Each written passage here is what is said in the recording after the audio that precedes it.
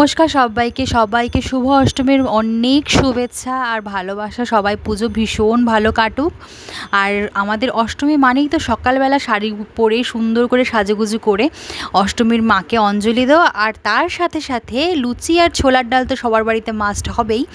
তাই আমার বাড়িতেও আজকে লুচি আর ছোলার ডাল করে ফেলেছিলাম।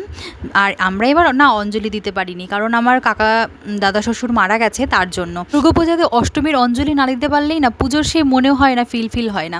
তো যাই হোক, সেই দুঃখ মনের মধ্যে রেখেই আজকে লুচি আর ছোলার ডাল করে তো সেই অষ্টমী ফিলটা আনতেই হবে মনের মধ্যে।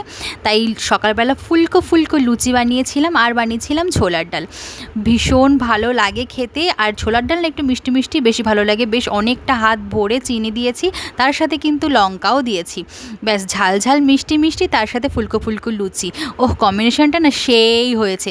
তারপরে খেয়ে নিলাম। এর সাথে একটু মিষ্টি হলে মন্দ হতো না, বাট মিষ্টিটা পরে এনেছে। মিষ্টির দোকানে এত ভিড় ছিল আজকে, তাই সকালবেলা মিষ্টিটা আনাও হয়নি আর আমার ভিডিও করা হয়নি।